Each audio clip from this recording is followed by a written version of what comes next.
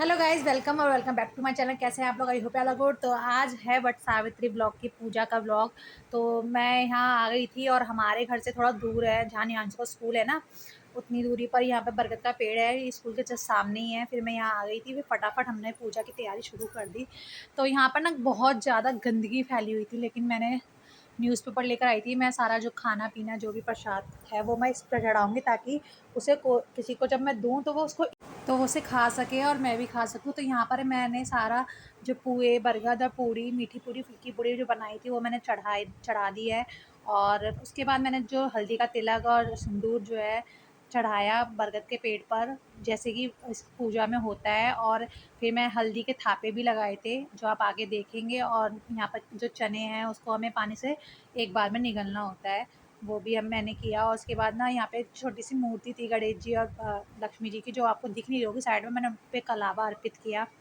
और जो बरगद पे जो जो लपेटे लगाए जाते हैं, परिक्रमा लगाई जाती है, वो मैंने पीले धागे से लगाई। हमारे यहाँ सब कुछ 5-5 होता है, 5 ही लपेटे लगाए जाएंगे। 5 ही जो मैंने माला बनाई है उसके लपेटे में 5 थे।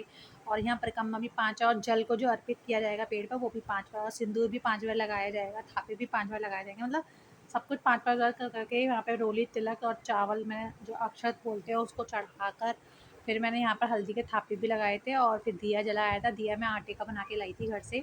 मेरी जो मम्मी जी हैं वो कहती हैं आटे का ज़्यादा शुभ होता है, तो फिर मैं उसको घर से बना के लाई थी। देसी घी का दिया जलता है। और ये जो माला मैंने घर पे बनाई थी वो पहले मैं इस बरगद के पेड़ पर चढ़ा दूँगी। पहले हम बरगद पे चढ़ा देते हैं, उनको अर्पित करते हैं, फिर उनसे ही गहना स्वरूप हम लोग माँगते हैं कि ताकि हम उसे पहन लें। और इसे सोने का हार कहते हैं, ताकि हम उनके द्वारा श्रृंगार जो दिया जाता है उसे पहनकर हमेशा के लिए, मतलब हम हमारे पति की लंबी आयु मतलब प्रदान हो, और हम हमेशा ऐसे सुहागन बनकर रहे, अखंड सुहाग हमारा बना रहे। और कुछ इस तरीके से। और ये बरगद का जो पेड़ के पत्ते होते हैं हम लोग तोड़ते नहीं हैं, लेकिन जो पत्ता अगर कोई नीचे पड़ा होता है तो उस पर अपने पति का नाम लिखकर उसको अपने जूड़े में लगा लेते हैं, क्योंकि वो भी एक गहना स्वरूप होता है। और हमारे यहाँ ना लपसी भी बनती है। मतलब मैंने बहुत से लोगों के घर देखा है कि सिर्फ बरगद और गुलगुले और पूड़ी ही बनती है, लेकिन हमारे यहाँ लपसी भी बनती है। लपसी जैसे कि जो मुझसे पहले से जुड़े हैं उन्हें पता ही होगा लपसी किसे कहते हैं।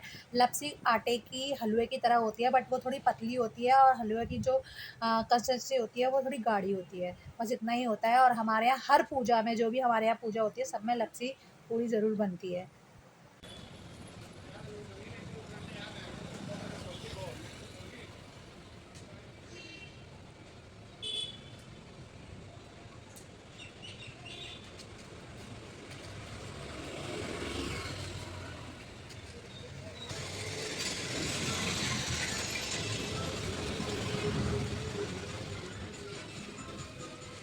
जैसे कि मैंने आपको बताया कि हमारे घर से थोड़ा दूर है पेड़, तो मैं यहाँ पूजा करने आई थी। तो यहाँ पर ना काफ़ी, मतलब मेन रोड पर है ये पेड़। तो यहाँ पर ना बहुत सारे ऑटो रिक्शा वगैरह चल रहे थे, और यहाँ दुकानें भी हैं। तो यहाँ पे कंटिन्यूसली म्यूज़िक वगैरह बज रहा था। तो इस वीडियो में कॉपीराइट ना आ जाए, इसलिए मैं यहाँ पे वॉइस ओवर कर रही हूँ और मैं इस म्यूज़िक को हटा रही हूँ। मैं, जैसे कि मैंने बताया, अभी ये जो पानी के जल को परिक्रमा दी जाएगी, ये भी मैंने 5 बार की थी। और उसके बाद जो धागा लपेटा जाता है वो भी 5 बार किया था। वट सावित्री का जो व्रत होता है वो सावित्री जी ने अपने पति के जो प्राण वापस मांगे थे, वो इस वट के पेड़ के नीचे ही उनके प्राण वापस किए गए थे। तो तभी से ये वट सावित्री का व्रत मनाया जाता है। और यमराज जी ने उन्हें वरदान दिया था कि जो भी स्त्री इस व्रत को करेगी उसके पति की दीर्घायु होगी और उसका सुहाग सदा बना रहेगा। तब से ही वट सावित्री का व्रत मनाया जाता है। लेकिन ये जो व्रत होता है वो अमावस्या वाले दिन मनाया जाता है, लेकिन हमारे यहाँ ये व्रत बरसाते को किया जाता है, क्योंकि मोस्टली ज़्यादातर औरतें उसी दिन करती हैं।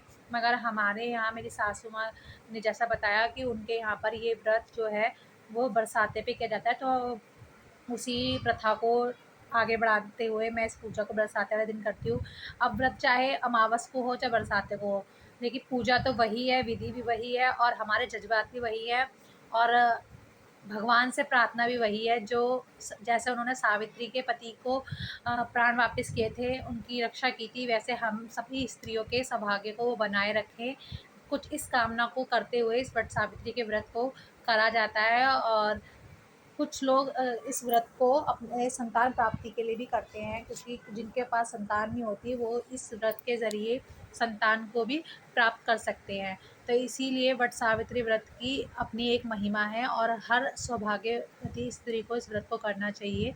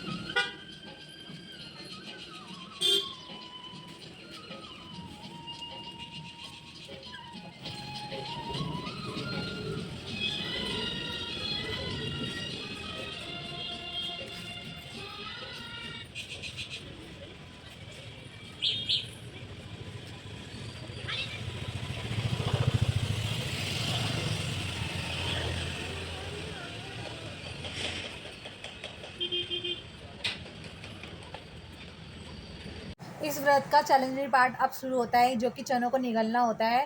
तो मैंने यहाँ पे चनों को निगला और यहाँ पर व्रत मेरा होता है कंप्लीट, पूजा हुई संपन्न और भगवान को धन्यवाद करा कि उन्होंने चना निगलने में मेरी मदद की और मेरे व्रत को पूरा किया। और उनसे झोली पसार के बस इतना ही मांगा कि वो मेरे संतान की हमेशा रक्षा करे, मेरे सुहाग की रक्षा करे।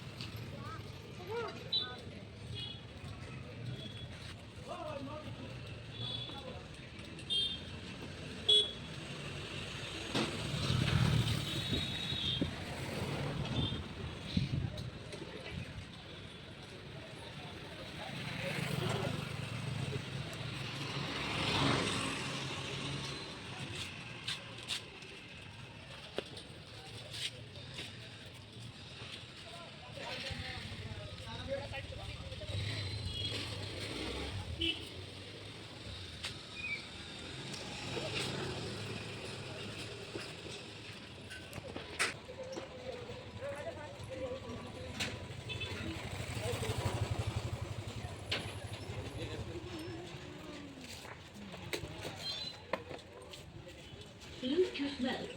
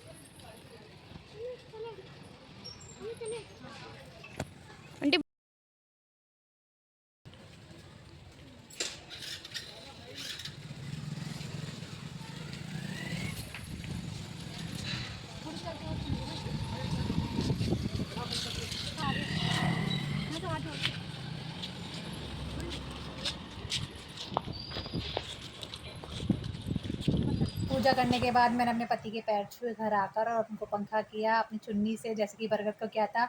सो इस तरीके से मेरा ये व्रत कंप्लीट होता है। आपको अच्छा लगा तो मेक श्योर वीडियो को लाइक करें, शेयर करें, सब्सक्राइब करें मेरे चैनल को। मिलती है आपसे नेक्स्ट व्लॉग में।